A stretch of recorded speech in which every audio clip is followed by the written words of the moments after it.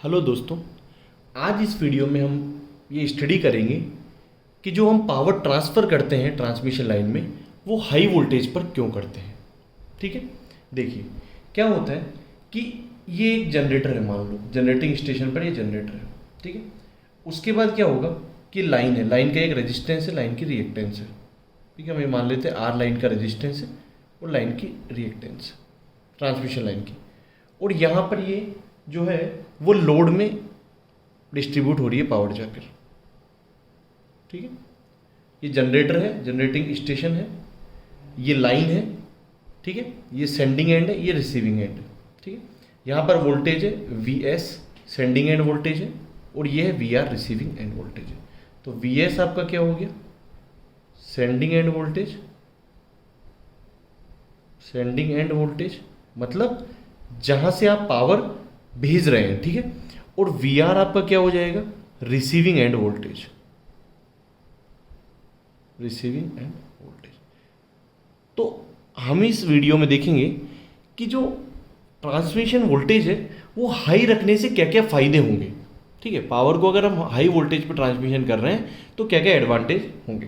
तो ये generating station हो गया, जनरेटर हो गया। यहाँ पर वोल्टेज जो हुआ सेंडिंग एंड वोल्टेज हो गया, जो लाइन में जा रहा है, लाइन का रेजिस्टेंस होगा, लाइन की रिएक्टेंस होगी, और ये रिसीविंग एंड का वोल्टेज हो गया। अब क्या होता है कि जो जनरेटर होता है वहां पर हम एक जनरेटिंग ट्रांसफॉर्मर लगाते हैं। ठीक है, जीटी। जनरेटिंग स्टेशन पर जो जनरेटर है उसके आगे जो है वो जीटी लगाते हैं, जनरेटिंग ट्रांसफॉर्मर। वो क्या करता है कि जनरेटिंग जो वोल्टेज होता है वो होता है 11 केवी से 21 केवी तक, 21 केवी तक। ठीक है, तो जो जनरेटिंग वोल्टेज है वो होता है 11 केवी टू 21 केवी। तो ये जो जीटी है, जनरेटिंग ट्रांसफॉर्मर है, वो इसको हाई वोल्टेज में कन्वर्ट कर देते हैं। ठीक है, सपोज यहाँ जनरेटिंग वोल्टेज है आपका 21 केवी। ठीक है, तो जो जीटी होगा जनरेटिंग ट्रांसफॉर्मर वो नॉर्मली 21 केवी को किस में कर देगा, 400 केवी में। ठीक है, वोल्टेज को स्टेप अप कर दिया इसने। ठीक है, जीटी ने क्या किया, जो जनरेटर का आउटपुट वोल्टेज था 21 केवी उसको कन्वर्ट कर दिया 400 केवी में। मतलब ये हाई वोल्टेज में कन्वर्ट कर दिया, स्टेप अप ट्रांसफॉर्मर हो गया ये। ठीक, तो जो ये वोल्टेज है वी है, सेंडिंग एंड वोल्टेज, वो क्या हो जाएगा, 400 केवी हो जाएगा। क्लियर। तो उसके बाद क्या होगा, लाइन में कुछ वोल्टेज ड्रॉप होगा। भाई मान लीजिए इसमें करंट आई फ्लो हो रही है, तो क्या होगा, कुछ ड्रॉप होगा, I R plus J XL. मान लो इंपीडेंस टोटल क्या होगी, जेड होगी, Z is equal to R plus J XL. तो लाइन में ड्रॉप क्या हो जाएगा, आई इंटू जेड। तो कुछ ड्रॉप होगा और रिसीविंग एंड वोल्टेज मिलेगा। तो हम ये चाह रहे हैं कि जो ये ट्रांसमिशन वोल्टेज है वो हाई रहने के क्या फायदे हैं। तो देखिए फर्स्ट एडवांटेज क्या होगा कि तो हमने ये लाइन बनाई, जनरेटर बनाया, या जीटी लगा हुआ होगा जो कि हाई वोल्टेज में कन्वर्ट कर देगा जनरेटर के वोल्टेज को।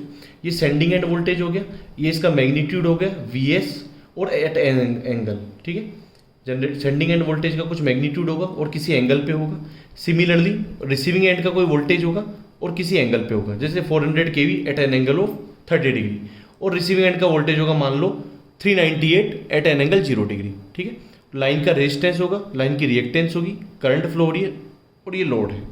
तो पहला एडवांटेज हम देख रहे हैं हाई ट्रांसमिशन वोल्टेज का। देखिए पावर ट्रांसफर जो कैपेबिलिटी होती है, मतलब कि जो लाइन है उसकी जो पावर को ट्रांसफर करने की कैपेबिलिटी है, जैसे इस लाइन से हम 600 मेगावाट पावर ट्रांसफर कर रहे हैं, तो उसकी जो कैपेबिलिटी होती है वो होती है PR is equal to mod Vs, मतलब सेंडिंग एंड वोल्टेज का मैग्नीट्यूड, रिसीविंग एंड वोल्टेज का magnitude, divide by XN line की reactance into sine of angle delta. ठीक है, डेल्टा क्या है, इन दोनों का डिफरेंस। ठीक है, बिकॉज करंट क्या होती है, हाई वोल्टेज से लो वोल्टेज की तरफ फ्लो होती है, तो हाई वोल्टेज से लो वोल्टेज की, तो इसका एंगल ज्यादा होगा तो करंट क्या होगी, इधर से इधर फ्लो होगी। तो डेल्टा क्या होगा, डेल्टा 1 माइनस डेल्टा 2। ठीक है, तो ये पावर ट्रांसमिशन कैपेबिलिटी होगी। हम ये मान रहे हैं कि सपोज ये जो ड्रॉप है, इंपीडेंस का जो ड्रॉप है वो I into R plus J XL होगा, तो वो इंपीडेंस ड्रॉप नेग्लिजिबल है। मतलब हम ये मान रहे हैं कि जो वोल्टेज यहां पर है वही वोल्टेज आपको क्या मिल गया, यहां पर मिल गया।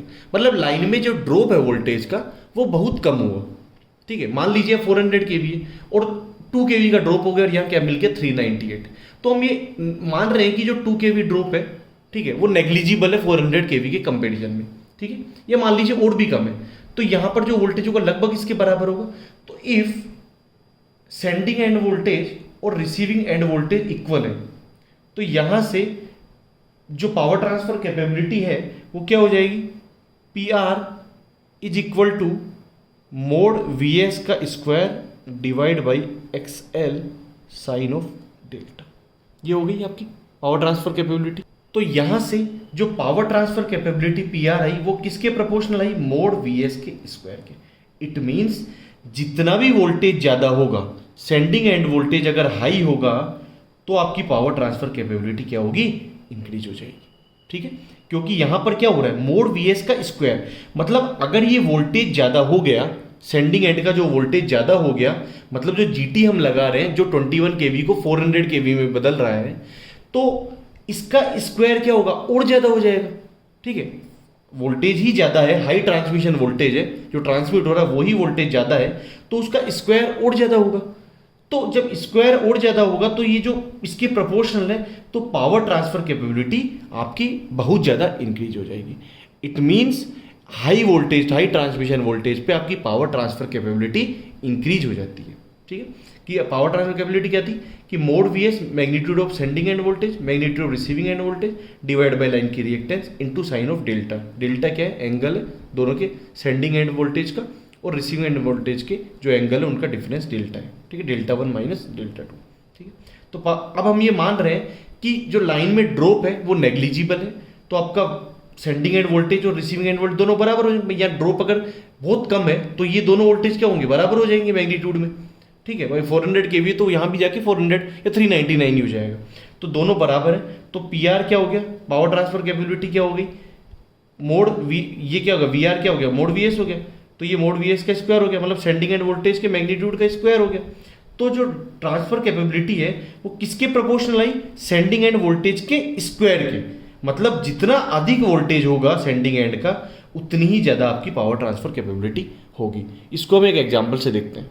हमको एक क्वेश्चन दिया हुआ है कि एक 400 kV transmission line transmitting a power of 500 megawatt, 400 kV पे कितना ट्रांसमिट हो रहा है, पावर 500 मेगावाट। तो वोल्टेज को अगर हमने बढ़ा दिया 600 केवी, तो पावर ट्रांसफर कैपेबिलिटी लाइन की क्या हो जाएगी। तो इसका सॉल्यूशन क्या होगा कि हमने अभी देखा कि जो पावर ट्रांसफर कैपेबिलिटी वो किसके हुई, पी आर प्रोपोर्शनल का मोड वी एस का स्क्वायर, सेंडिंग एंड वोल्टेज के स्क्वायर के प्रोपोर्शनल हो गया। तो यहाँ से क्या आ जाएगा, पी आर 1 बट्टे पी आर 2 आपका क्या हो जाएगा, वी एस 1 का square divide by V S 2 के स्क्वायर के, ठीक है।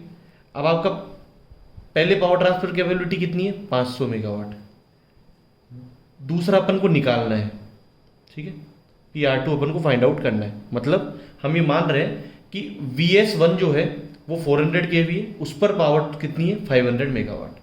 वी एस 2 हमारे को क्या दे दिया, 600 केवी, तो 600 केवी पे हमको पी आर 2 निकालना है, ठीक है, कि V S 1 sending end voltage 1 क्या है 400, उस पर पावर कितनी है 500, दूसरा वोल्टेज को बढ़ा दिया तो वी एस 2 क्या आएगा 600, उस पर हमको पावर ट्रांसफर कैपेबिलिटी निकालनी है पी आर 2। तो ये आपका क्या आ जाएगा, 400 का स्क्वायर डिवाइड बाई, ये आपको क्या दे रखा है, वी एस 2 क्या दे रखा है 600 का स्क्वायर, ठीक है। तो आपका पी आर 2 क्या आएगा यहाँ से, 500 इंटू 600 का स्क्वायर डिवाइड बाई 400 का स्क्वायर, ठीक है। तो जब आप इसे सोल्व करेंगे तो आपका ये आएगा 3624, ये कितना आ जाएगा, 500 इंटू 36 डिवाइड बाई 16, ठीक है। तो ये आपका जो आएगा वो आएगा 1125 मेगावाट, ठीक है।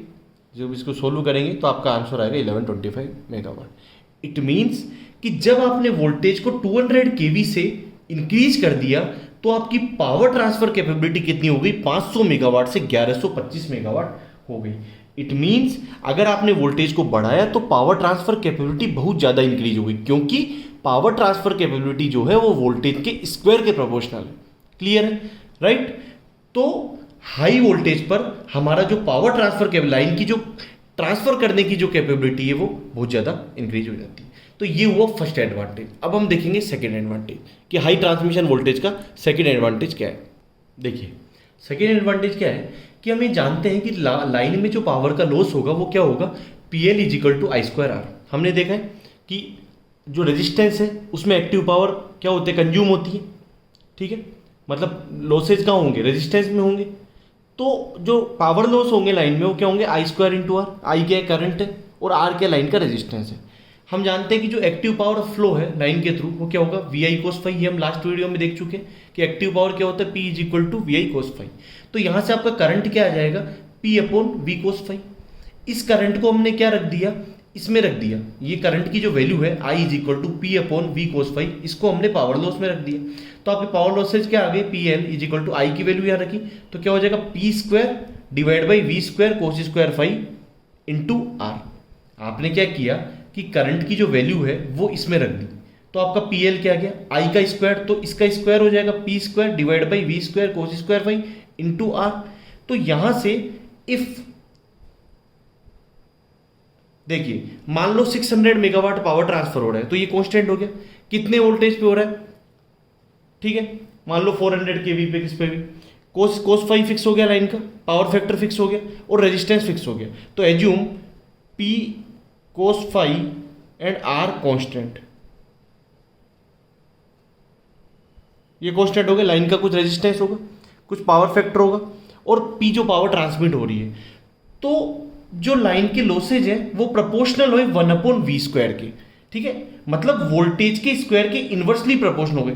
तो अगर ट्रांसमिशन वोल्टेज बहुत ज्यादा होगा तो आपके पावर लॉसेज क्या होंगे, कम हो जाएंगे। लाइन के जो लॉस हो रहा है लाइन में वो क्या हो जाएगा, कम हो जाएगा, ठीक है। तो ठीक है, अगर आपका वोल्टेज, हम क्या कर रहे हैं, वोल्टेज को हाई कर रहे हैं, स्टेप अप कर रहे हैं, ठीक है, ट्रांसमिशन लाइन में भेजने से पहले हम क्या कर रहे हैं, जनरेटिंग स्टेशन पर जनरेटर ट्रांसफॉर्मर की सहायता से वोल्टेज को बढ़ा रहे हैं। तो क्या फायदा निकल रहा है कि वोल्टेज अगर बढ़ेगा तो आपका क्या होगा, पावर लॉसेज कम हो जाएंगे, लाइन में जो लॉसेज होंगे वो कम हो जाएंगे। तो लॉसेज कम होने से क्या हो जाएगा, तो देखिए पावर लॉस क्या है आपका, P square divide by V square cos square phi into R. तो हमको ये दिख रहा है कि जो पावर लॉस है वो वोल्टेज के स्क्वायर के इनवर्सली प्रोपोर्शनल है।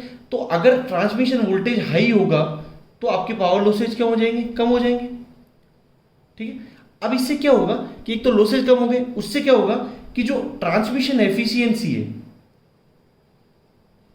ट्रांसमिशन जो एफिशिएंसी है लाइन की, मतलब लाइन की पावर ट्रांसमिशन की जो एफिशिएंसी ईटा, वो क्या होगी, output power upon input power, output power और अपॉन इनपुट पावर। और ये क्या हो जाएगा, आउटपुट पावर, इनपुट पावर को आप क्या लिखोगे, इनपुट पावर क्या हो जाएगी, आउटपुट पावर प्लस लॉसेज। भाई इनपुट दिया, कुछ लॉसेज हुई तो आउटपुट पावर मिल गई, तो इनपुट पावर क्या हो गई, आउटपुट पावर प्लस लॉसेज। तो इनपुट पावर को आप क्या लिखोगे, आउटपुट पावर प्लस लॉसेज। तो अगर लाइन के लॉसेज कम होंगे, मतलब डिनोमिनेटर में लॉसेज ऐड हो रहे हैं, तो अगर डिनोमिनेटर आपका कम हो जाएगा, यहां से क्या हुआ, अगर वोल्टेज हाई है तो आपके लाइन के लॉसेज क्या हो जाएंगे, कम हो जाएंगे। तो लॉसेज लाइन के कम है तो डिनोमिनेटर आपका क्या हो गया, कम हो गया, तो ट्रांसमिशन एफिशिएंसी आपकी क्या हो जाएगी, बढ़ जाएगी। तो आप उसी पावर को, सेम पावर पी को आप अगर वोल्टेज हाई कर देंगे तो आपके एफिशिएंसी बढ़ जाएगी लाइन की। सेम पावर पी को अगर आप भेज रहे हैं, लेकिन अगर हाई वोल्टेज, मतलब अपन को मान लीजिए 600 मेगावाट भेजना है और हम 400 केवी की जगह 500 केवी पर ट्रांसमिट करेंगे, तो आपकी ट्रांसमिशन एफिशिएंसी इंक्रीज हो जाएगी, बिकॉज उस 500 केवी पे लाइन के लॉसेज कम हो जाएंगे। तो उससे क्या होगा, डिनोमिनेटर का पावर कम, डिनोमिनेटर का कम हो गया, तो डिनोमिनेटर कम हो गया तो आपकी जो एफिशिएंसी वो बढ़ जाएगी, ठीक है। तो ये हो गया सेकेंड एडवांटेज कि हाई वोल्टेज पे जो ट्रांसमिशन लॉसेज होते हैं लाइन में वो कम हो जाते हैं, जिसकी वजह से ट्रांसमिशन एफिशिएंसी इंक्रीज हो जाती है, ठीक है। तो दूसरा एडवांटेज होगा। अब हम देखेंगे third advantage.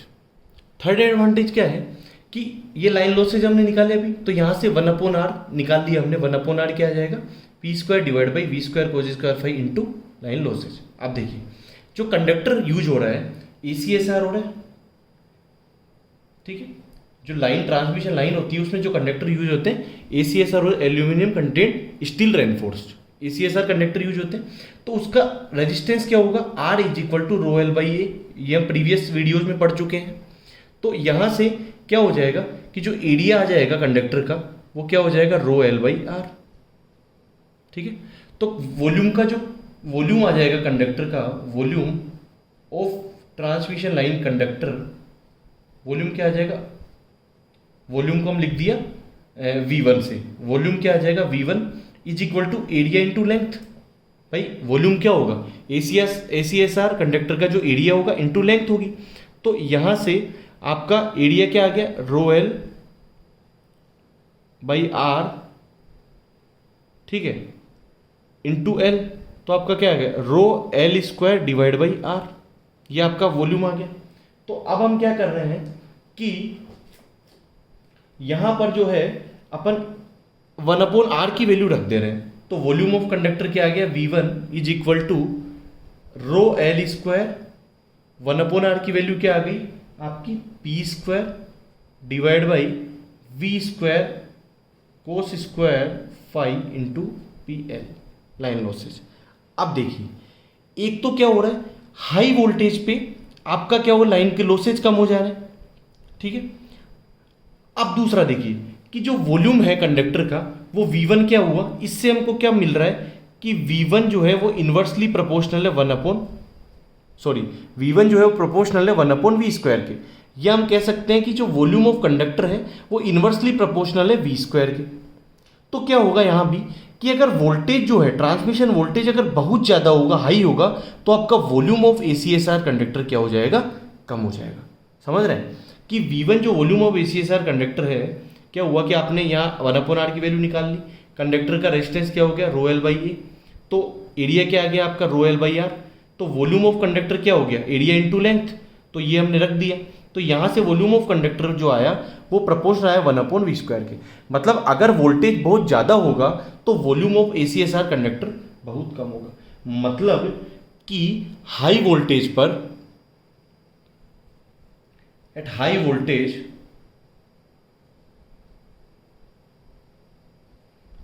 Cost of material, जो मटेरियल लगेगा, चूंकि उसका वॉल्यूम कम हो जाएगा इसलिए उसकी कॉस्ट भी कम हो जाएगी। तो at high voltage cost of material is reduced, at high voltage cost of material is reduced because volume is reduced, because volume is reduced. ठीक है, हाई वोल्टेज हुआ तो आपका ये हाई हुआ, उसका भी स्क्वायर, वोल्टेज ही हाई है, उसका स्क्वायर और भी ज़्यादा हाई होगा, तो आपका जो V1 है, वॉल्यूम है ACSR कंडक्टर का, वो बहुत कम हो जाएगा। तो at high voltage cost of material is reduced because volume is reduced. तो जो सेम पावर ट्रांसमिशन के लिए जो वॉल्यूम लगेगा कंडक्टर का वो कम लगेगा हाई वोल्टेज पे, वॉल्यूम कम लगेगा कंडक्टर का, तो क्या होगा कि जो मटेरियल कम लगेगा तो कॉस्ट भी कम होगी। ठीक है, तो ये तीन जो मेजर एडवांटेज है वो किसके हैं कि अगर हाई वोल्टेज पे हम ट्रांसमिशन करेंगे तो ये एडवांटेजेज हैं। फर्स्ट क्या होगा, पावर ट्रांसफर कैपेबिलिटी इंक्रीज होगी। सेकंड क्या होगा कि लाइन में लॉसेस कम हो जाएंगे जिससे ट्रांसमिशन एफिशिएंसी बढ़ जाएगी। और थर्ड क्या होगा कि जो वॉल्यूम है कंडक्टर का वो बहुत कम लगेगा जिसकी वजह से क्या होगा, कॉस्ट कम हो जाएगी। लेकिन क्या होता है कि हाई वोल्टेज पे हमको क्या होता है कि इंसुलेशन ज़्यादा देना पड़ता है लाइन में। ठीक है, अगर बहुत ज़्यादा वोल्टेज होगा तो लाइन में क्या इंसुलेशन भी ज़्यादा देना पड़ता है, तो हम एक मॉडरेट जो है वो वोल्टेज यूज करते हैं। तो ये एक डिसएडवांटेज होता है कि हाई, बहुत ही ज़्यादा वोल्टेज हमने ले लिया, अगर बहुत ज़्यादा हाई वोल्टेज कर दिया तो इंसुलेशन की कॉस्ट बढ़ जाती है। ठीक है, लेकिन चूंकि एडवांटेज बहुत ज़्यादा है तो हम हाई वोल्टेज, एक मॉडरेट हाई वोल्टेज हम लेते हैं। ठीक है, तो ये कुछ हमने एडवांटेज देखे हाई वोल्टेज पर। फिर भी अगर कोई डाउट हो तो आप कमेंट बॉक्स में लिख सकते हैं। Thank you.